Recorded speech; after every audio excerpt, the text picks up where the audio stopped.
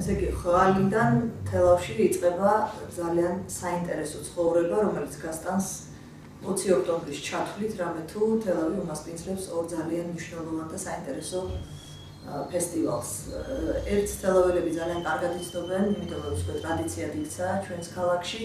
ეს გახლავთ მუსიკის საერთაშორისო ფესტივალი, ქალბატონ ელისო ვირსალაძის თაოსნობით, ჩამოდის ქალბატონი ელისო, მისი მეგობრები, კოლეგები, ქალბატონი ნატალია გუტმანი და კიდევ ძალიან ბევრი, ძალიან საინტერესო მუსიკოსი, რომლებიც ჩაატარებენ მასტერკლასებს და აგრეთვე გამართავენ შესანიშნავ მუსიკალურ საღამოებს. და ტრადიციულად ამღონისებებს უმასპინძლებს სამუსიკო სასწავლებელი ნიკოს სულხანიშვილის სახელობისა, აგრეთვე სამუსიკო სკოლა თელავში, პირველი სამუსიკო სკოლა და რა თქმა უნდა თელავის ვაჟა-ფშაველას სახელობის სახელმწიფო თეატრის დიდი დარბაზი, სადაც ყველა კლასიკური მუსიკის ყველა მოყვარულს ჩვენ ვიწვევთ, რათა განიცადონ ეს უზარმაზარი სიამოვნება და ეზიარონ მაღალ ხელოვნებას.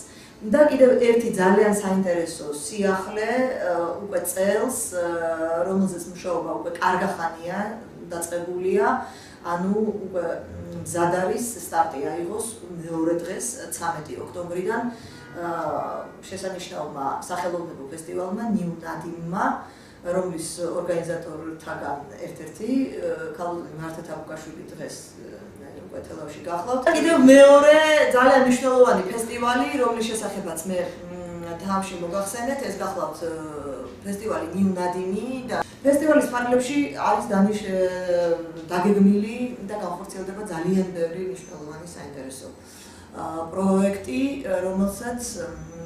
რომელიც არის გათვლილი სხვადასხვა გემოვნების, სხვადასხვა ასაკის და სხვადასხვა ინტერესების ადამიანებზე, პროფესიონალებზე და არაპროფესიონალებზე, უბრალოდ ხელოვნების მოყვარულებზე და მე ვფიქრობ, რომ ის დააინტერესებს როგორც ბავშვებს, ახალგაზრდებს, ასევე უფროსი თაობის წარმომადგენლებს. აქ არის ახლა ჩვენ რომ გავყვეთ უფრო დაწვრილებით ამ ფესტივალის განრიგს ძალიან ბევრი დრო დაგვჭირდება, ამისათვის მე უბრალოდ მოკლედ მოგახსენებთ, რომ ფესტივალი დაიწყება 13-ში და დაიხურება 20 ოქტომბერს. მას უმასპინძლებს თელავის სხვადასხვა კულტურული დაწესებულებები, მათ შორის არის დემოკრატიული ჩართულობის ცენტრში გაწერილი ერთი ძალიან მნიშვნელოვანი ასე ვთქვათ, კულტურის მენეჯმენტის სემინარი, რომელიც ორდღიანია, დაიწყება მუნიციპალიტეტის შენობაში, საკრებულოს სააქტო დარბაზში და გადაინაცვლებს შემდეგ დემოკრატიული ჩართულობის ცენტრში.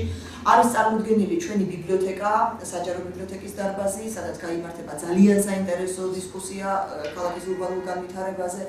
არის აგრეთვე წარმოდგენილი ბაკუს ლაკაურის გამომცემლობა და იქნება და გია ქარჩხაძის გამომცემლობა და იქნება წარმოდგენილი ძალიან საინტერესო წიგნების გამოფენა გაყიდვა და აგრეთვე გაიმართება პრეზენტაციები, შეხვედრა წერალ დათო ტურაშვილთან და მისი ახალი წიგნის ტყეების მეფის პრეზენტაცია და წიგნის მოყვარულებს ჩვენ ვიწვევთ საჯარო ბიბლიოთეკის სივრცეში.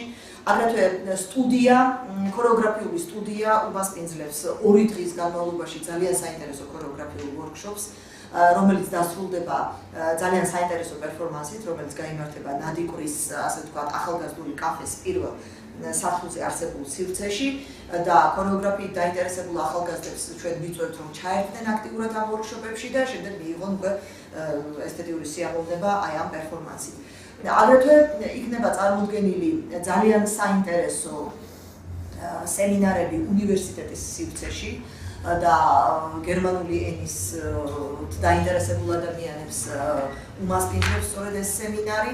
აგრეთვე კაფე მარლეტაში გაიმართება გივი მარგველაშვილის მე-20 საუკუნის ქართული ფილოსოფიური აზრის აი ამ ძალიან მნიშვნელოვანი ფიგურის გამოფენა. გაიმართება რამდენიმე ძალიან საინტერესო გამოფენა ინდმეწარმეებისა და ამას უმასპინძლებს ნადიკვარი და მინდა გითხრათ, რომ საერთოდ ამ ფესტივალის ფარგლებში ნადიკვრის სივრცე არის ძალიან დატვირთული რამდენიმე დღის განმავლობაში. ნადიკვარი ერთის მხრივ უმასპინძლებს თიხის ოფისს, სადაც გაიმართება ძალიან საინტერესო სემინარი თიხის ამოყვანა გამოწვა, ასე ვთქვათ და ამას ყველაფერს დაასრულებს 19 ოქტომბერს ცეცხლოვანი ღამე, სადაც მაყურებლების და მონაწილეების თვალწინ მოხდება აი ამ კერამიკული ნაკეთობების გამოწვა. და გარდა ამისა, აქვე ჩატარდება გამოფენა კერამიკული ნაკეთობების და კიდევ ორი ძალიან მნიშვნელოვანი სიახლე თელაველებისთვის, მე ვფიქრობ, რომ გავახარებთ ჩვენ თელაველებს, იმიტომ რომ რეაბილიტაციის შედეგად თელავში დაიბადა ორი სივრცე, რომელსაც ჯერ არანაირი ფუნქციური დატვირთვა არ აქვს შემოწმებასებო ჩვენს ქალაქში და სწორედ აი ამ ფესტივალის ფარგლებში ჩვენ პატარა სიახლე შემოგვაქვს და გვინდა წინ გავუსწროთ მოვლენებს და სადამ ამ სივრცეებში უკვე დამკვიდრდება ესა თუ ის კულტურული ორგანიზაცია, მოვაწყოთ ორი გამოფენა. ერთი ეს გახლავთ აი ფიქრის ხიდი, ცნობილი თელაველთა საყვარელი ფიქრის ხიდი, რომელზეც არის აშენებული მინის საგამოფენო ასე ვთქვათ, სივრცე, მას ჩვენ პირობითად უწოდეთ გალერეა ფიქრის ხიდი და აი ეს გალერეა უმასპინძლებს უკვე მზად არის იმისათვის, რომ უმასპინძლოს კერამიკის გამოფენას. და ძალიან საინტერესო კერამიკული ნამუშევრები ჩამოვა და ყველას ვისაც უყვარს ხელოვნება და განსაკუთრებით კერამიკის ხელოვნება, ჩვენ ვიწვევთ ამ გამოფენაზე. და კიდევ მეორე გამოფენა, ეს უკვე ფოტო ნამუშევრების გამოფენა, რომელსაც ასევე ახალი სივრცე უმასპინძლებს. ეს გახლავთ ვახოხიშვილების ცნობილი კოშკი, ვახოხიშვილების საყვარელი თელაველთა ასე ვთქვათ ბორცვი, სადაც არის განთავსებული ეს ისტორიული კოშკი და რომელსაც ახლა რეაბილიტაციის შედეგად მიაშენეს ორსართულიანი, ასე ვთქვათ, ქართული აივნით დამშვენებული შენობა. აი სწორედ აქ გაიმართება ალხანაიძის ცნობილი ფოტომოყვარულის ძალიან საინტერესო შავთეთრი ფოტოების გამოფენა. ეს არის 50-იანი წლების, 60-იანი წლების დასაწყისის თუში ქალების პორტრეტების გამოფენა. მედია კაფეც ძალიან ცნობილი სივრცეა თელაველთათვის და გადაწყდა, რომ ეხლა უკვე აცივდა რაღაცნაირად და აი ამის გათვალისწინებით ჩვენ უფრო თბილ ოქტომბერს ველოდით და გადაწყდა ბოლო წუთში, რომ დაგეგმილი ეს ჩვენებები ფილმების ყოველ საღამოს 9 საათზე გაიმართება მედია კაფის სივრცეში. საინტერესო სემინარი ჩატარდება ტექსტილში, ტრადიციული და უნიკალური ტექსტილი. ამის გარდა რაც კიდე ძალიან საინტერესოა, ოცში დილით ყვარელში ჩატარდება მანქანების გამოფენა, ეს იქნება ძველი მანქანების გამოფენა თელავის რეგიონიდან, სხვადასხვა სოფლებიდან, უნიკალური რეტრო მანქანების გამოფენა. მე დიდი იმედი მაქვს, რომ ყველას დაინტერესებს და დაესწრება ამ ღონისძიებებს. და ეს ყველაფერი წარმოუდგენელია კახური ღვინის garaში. და ამ ყველაფერს იმიტომ რომ აქ იქნება წარმოუდგენელი ჩვენი ღვინის კომპანიები და თავად პროდუქციას წარმოადგენენ და ყველა ამ ღონისძიების მონაწილეს ნადიგვარზე ექნება საშუალება, რომ დააგეროვნოს ჩვენი კახური ღვინი.